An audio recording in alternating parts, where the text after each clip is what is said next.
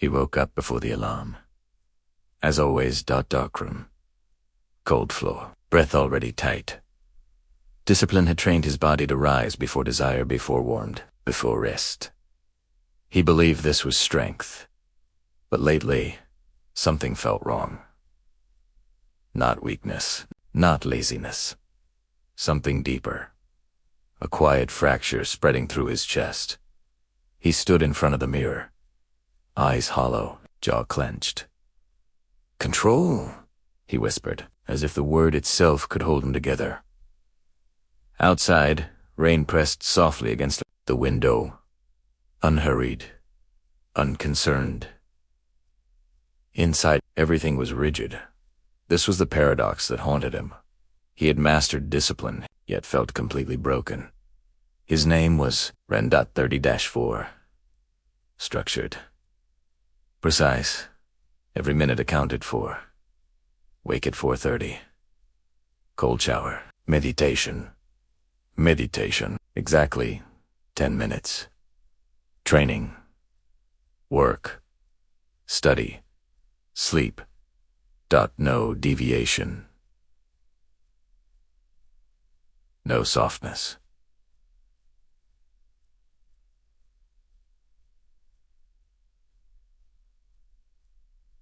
People admired him. "You're so disciplined," they said. "I wish I had your willpower." He nodded politely, said little. They didn't see the cost. The clenched fists at night. The shallow breathing, the constant pressure behind his eyes. Ren believed suffering was proof. If it hurt, it meant progress. If it was uncomfortable, it meant growth. Rest felt suspicious. Joy felt inefficient. Even silence had to be productive. And when life resisted his control, he pushed harder. That was the rule. The breaking point was small.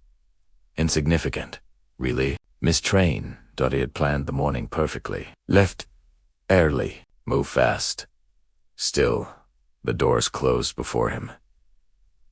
A normal person would wait. Ren didn't. His chest tightened, pulse spiked. Jaw locked. "Unacceptable," he muttered. As if the universe had disobeyed him. The delay ruined his internal schedule. His rhythm collapsed, and something inside snapped. Not loudly. Quietly. Like a hairline crack in ceramic. All day, his focus shattered. Thoughts raced, body tense. That night, during training, his form collapsed. Knees buckled. Breath failed. He sat on the floor, drenched in sweat, heart pounding. For the first time in years, he didn't stand back up. His hands shook. "What's wrong with me?" he whispered. No answer. Only stillness, pressing in. Ren had always believed. Discipline meant domination. Control the body, control the mind. Control emotion. But now, control felt like a cage. The tighter he gripped life, the more it resisted. Sleep escaped him. Thoughts spiraled. He was disciplined, but not at peace.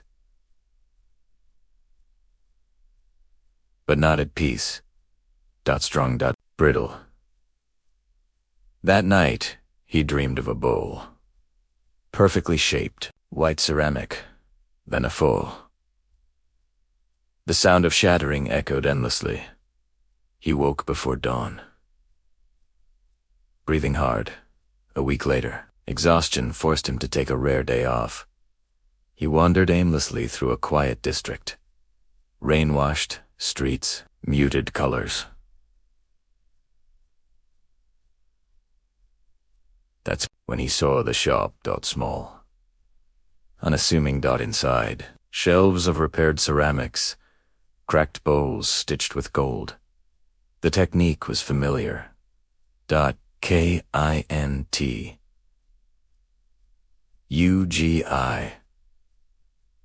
Broken pottery, repaired with lacquer and gold, the cracks highlighted, not hidden.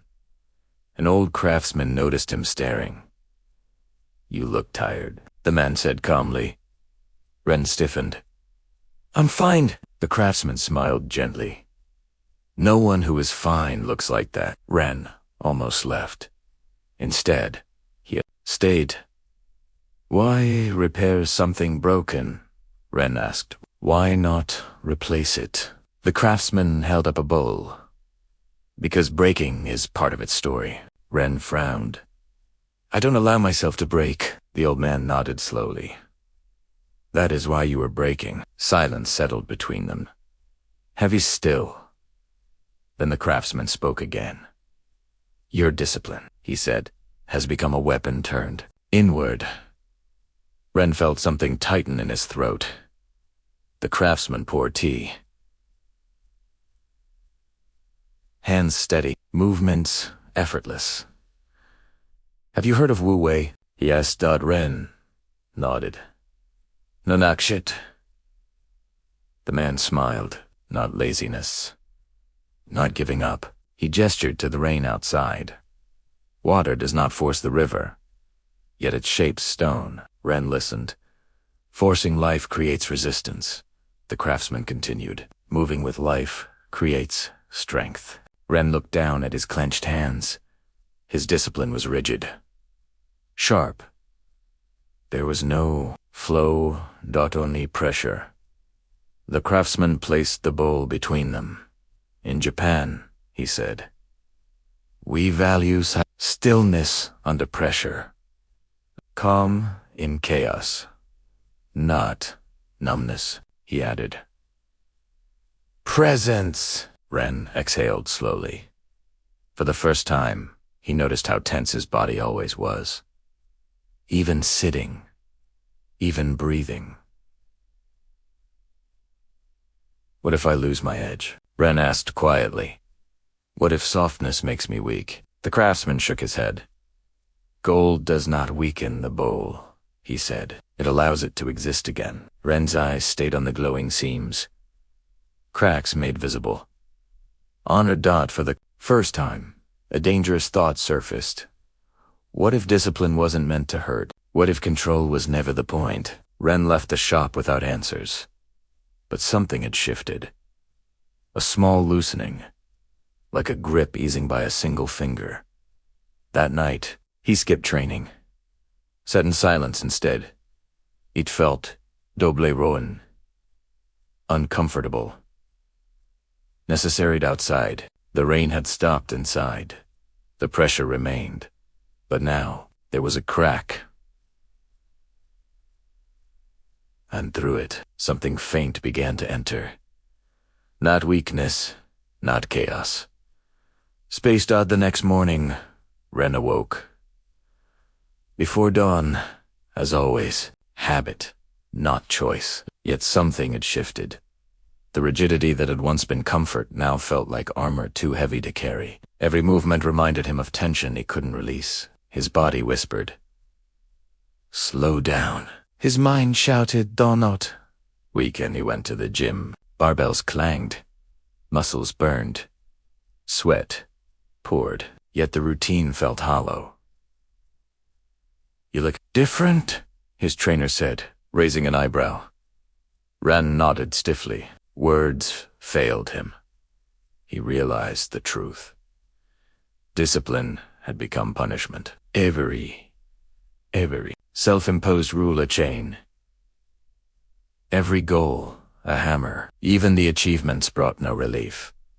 The more he forced, the more brittle he became, like winter branches snapping under frost. Ren's mind wandered 2 years past. When he first began training, discipline had been a friend, a tool, a way to rise above weakness. But somewhere along the path, control had become the end. Not means. He remembered the long nights and sleeping, overthinking, the missed birthdays, the silent dinners, the friends left behind, all sacrificed in the name of perfect mastery. A quiet rage surfaced not at others, but at himself. I am the one who made this prison, he muttered. I built it brick by brick. He couldn't undo the past, but maybe he could change how he lived the present. Ren returned to the shop. The craftsman greeted him without surprise. He had the air of someone who sees cracks before they appear. "You've returned," the man said simply. Ren hesitated, then nodded. "I can't stop breaking myself," he admitted quietly. "I thought discipline would protect me. It doesn't. It hurts." The craftsman picked up a broken bowl. The edges were jagged, sharp. He traced them with his fingers, then pressed gold into the cracks. Slowly, carefully, the bowl regained dignity. "You see this?" he asked. "The cracks are the story. Without them, it is only hollow perfection. The gold does not hide the break. It honors it." Ren stared. Something stirred. Reflection he hadn't allowed himself to see. Maybe his own cracks could hold value. "Discipline is not a weapon," the craftsman continued. "It is a compass. A tool, not a master." Ren swallowed. "I've been punishing myself, thinking that pain proves strength." The old man nodded. "Pain alone teaches nothing. Gold teaches something. Gold teaches repair, acceptance, movement." "Flow? And flow?" Ren asked, skepticism in his voice. Way," the man said. "Not doing by force. Acting without excessive striving. Water does not push the stone. It shapes it over time. Your discipline should be like water. Firm, fluid, alive." Ren felt a strange, painful clarity. His life had been rigid, inflexible, cracks forming everywhere. And yet, just like the bowl, perhaps repair was possible. Perhaps the cracks themselves could become the guide. Ren left the shop again. Rain had returned, gentle, rhythmic. He walked slower this time, breathing deeper, letting go of micro-calculations, time, steps, schedules. At home, he sat in meditation longer than usual, not with the goal of perfection, but with the intent to feel the tightness in his chest, the tension in his shoulders, the stubborn resistance in his mind. It was uncomfortable. It was unfamiliar. Yet, slowly, he noticed something. A subtle ease behind the pain. A sense that, even in stillness, he could be alive. But old habits die hard. Ren found himself thinking, "I must push. I must do more. Otherwise, I will fall behind. I will become weak." He clenched his fists unconsciously. Remembered the craftsman's words. Discipline is a compass, not a master. He exhaled slowly, deliberately, loosened his grip, felt a tremor of fear. Could letting go be strength? He realized the answer wouldn't be instant. He had spent decades learning control. He could not unlearn it in a day. But for the first time, he glimpsed another path, one where strength and softness could coexist, where the cracks in his life might guide him, not destroy him. That night, he returned to the bowl he had bought from the craftsman. He held it carefully, turned it in his hands, studied the golden seams. "Maybe I am like this bowl," he thought, "broken, but repairable. Cracks highlighted, not hidden. Gold can fill the gaps." He set it on the table, sat quietly, did nothing else. The world outside continued in its chaos. The demands, the schedules, the endless striving. But inside, for a fleeting moment, there was a quiet space, a small gold thread running through his own fracture. And that was enough. Ren awoke before dawn again, but this time with a lingering thought of gold and cracks. It felt strange, almost indulgent, to linger in that thought. He arrived at work. Meetings, emails, deadlines. The same river of tasks he had navigated perfectly for years. But now, instead of attacking it like an enemy, he tried something new. Observing, a single email arrived late, a client request delayed. Before, this would have triggered panic. Now, he paused, exhaled. Consider the path of least resistance. And then something remarkable happened. The day flowed, not perfectly, not according to plan, but it flowed. He realized Wu Wei wasn't surrender. It was engagement without force, movement without needless tension. Even as the day unfolded, his old self fought back. A voice whispered, "If you don't push, you will fail. If you don't control, you will lose." Ren clenched his hands under the desk, felt the familiar spike of stress. He remembered the bowl, the cracks, the gold. He remembered the craftsman's voice. "Discipline is a compass, not a master." And he tried again. Softening just enough, steering instead of forcing. It was terrifying, liberating. A subtle rebellion against decades of self-imposed tyranny. Later that afternoon, Aiko confronted him aggressively about a miscommunication. The old Ren would have argued, raised his voice, defended every point. This time, he paused. In that pause, he felt the principle of stillness under stress. He listened, acknowledged the concern, responded calmly, without sharpness. The colleague blinked, confused, then nodded. Ren walked away. Inside, he felt a spark of pride, not for dominance, but for presence, strength without friction. That evening, he journaled. "I am learning to move like water, not smashing stone, but shaping it. Not breaking myself, but bending. Gold fills the cracks, not perfection." He imagined his life as the bowl. Every fracture a story, every story a teacher. "Discipline," he wrote, "is no longer punishment. It is the art of repair, the courage to bend without breaking." Even in writing, he felt tension releasing. A muscle he hadn't realized was clenched, slowly relaxed. Ren tried, applying this in smaller ways too, skipping a rigid schedule to take a walk, accepting a minor failure at work without self-flagellation, pausing during meditation to simply breathe, without measuring time. Each act felt trivial, yet cumulatively, they began to shift his sense of self. A discovered discipline could coexist with softness. Strength could exist alongside vulnerability. Flow didn't negate effort, it amplified it. The cracks in his armor were no longer threats. They were maps, guides towards something deeper.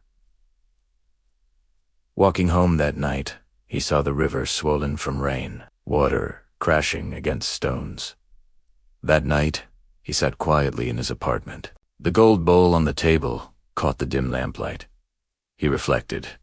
Every act of over-control had left a crack. Every crack had a lesson, if he was willing to notice. Every act of softness filled the crack with gold. Ren felt a strange calm. Not complete healing, not perfection, but the quiet certainty that repair was possible. The cracks were not shameful, they were sacred. The gold was his courage, the water his patience. Arose slowly, noticing tension in his shoulders. Din! Let it go. Just a little, the smallest motion. It was unfamiliar, but it felt like liberation. He moved to the window, saw the city lights reflected in puddles. Reflections fractured, imperfect, yet beautiful. That Ren whispered to himself, "I am learning to flow," and, in sailing, it allowed. He felt a tiny smile, a soft curve in a life once so rigid. He didn't know how far this path would go, but he knew he had taken the first real step. Weeks passed. Ren's new approach, flow, softness, presence felt promising, but life, as always, was unrelenting. A major project at work went sideways. Mistakes he could not control appeared. Colleagues were frustrated. Clients were impatient. Old Ren would have spiraled. Panic, overwork, endless self-criticism. This time, he paused, took a breath, reminded himself, discipline is a compass, not a master. Yet fear gnawed at him. What if I fail completely? What if softness destroys me? He realized that repair wasn't only about technique. It was courage. The courage to feel, to bend, to let cracks exist without collapsing. That evening, he wandered through a small garden. Moss clung to stones. Petals floated in puddles. The moonlight touched the tips of leaves. He remembered something his grandmother once said. Beauty is not in perfection, Ren.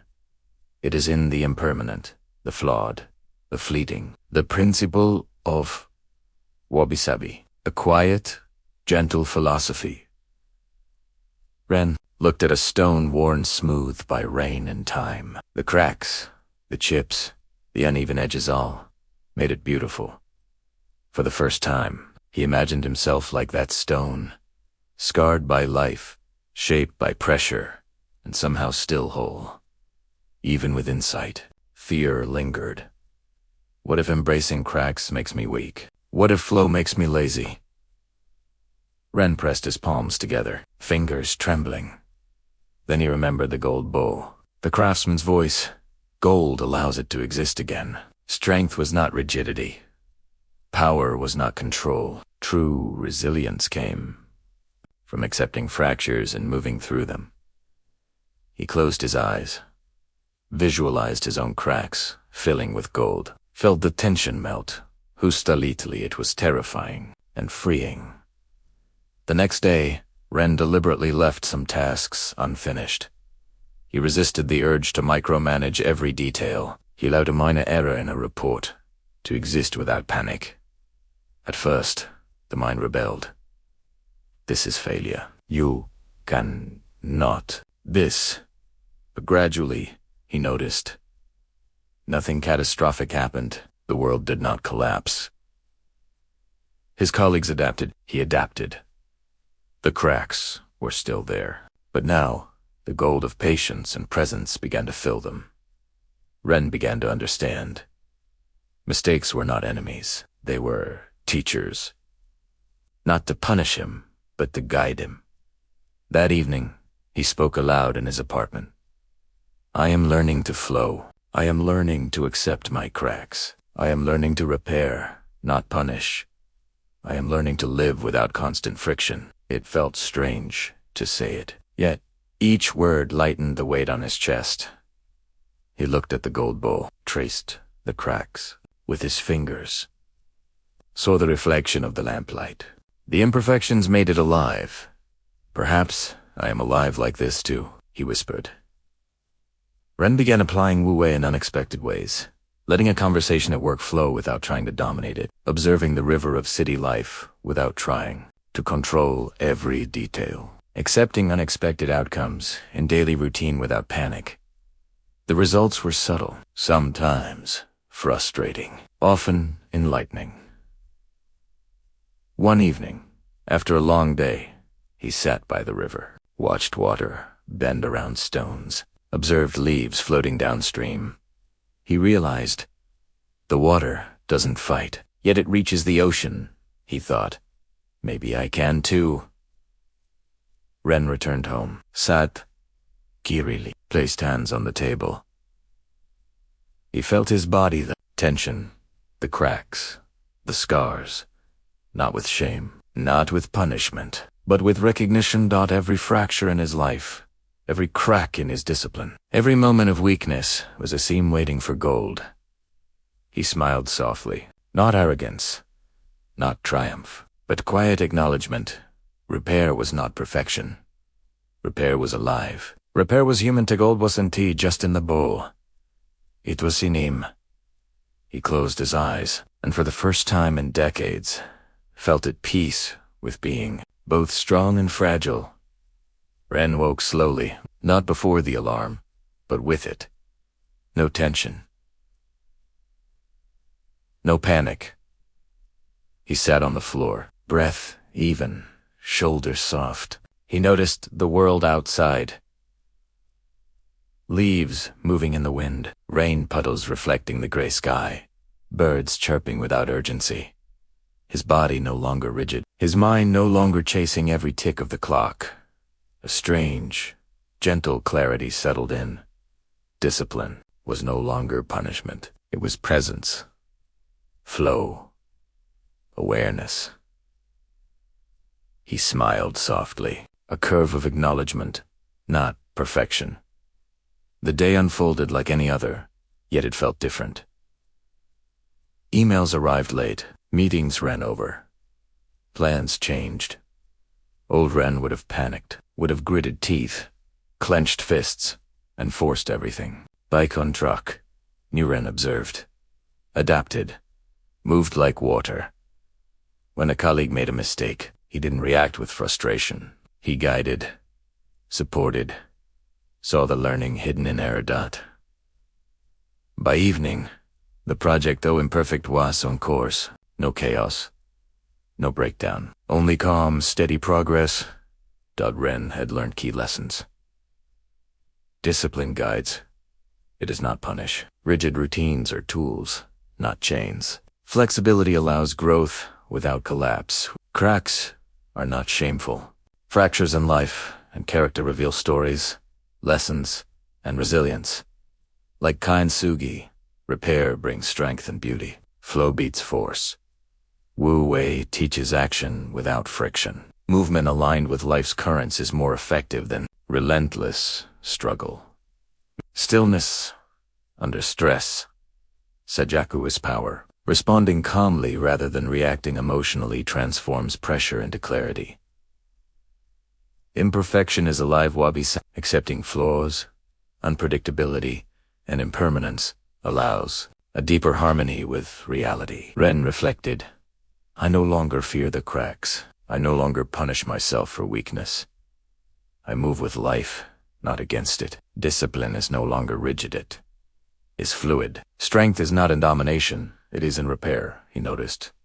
A subtle energy in his chest. Not tension, not pressure. A warm, luminous thread, weaving through old fractures. He traced it in thought, imagining gold filling each crack. The scars of his past, no longer wounds. They were teachers, Tewari maps. They were proof of survival and courage to next week's. Were not perfect. Life continued to challenge him. Mistakes appeared. Plans fell apart. Stress arrived uninvited. Yet Ren met these challenges differently. He breathed. He paused. He acted with awareness, not force. He allowed cracks to show, but filled them with patience, presence, and care. Colleagues noticed a subtle shift, calm energy, clarity in chaos, a quiet confidence, not arrogance. Ren realized the final lesson. Strength and fragility are not opposites. They coexist. The gold is in the cracks. That night, he returned to his gold bowl, held it in both hands. Traced. Each crack. This is me, he thought. Broken, repaired, alive. He set it on the table, sat back, closed his eyes, breathed, and in the silence, he asked himself, what cracks have I ignored in my life? Where can I allow gold to fill the gaps? How can I flow instead of forcing? For the first time in decades, he didn't need an answer. The questions themselves were enough. The gold in the cracks had become a compass. Ren smiled softly, feeling whole and unfinished all at once. Alive, present, flowing.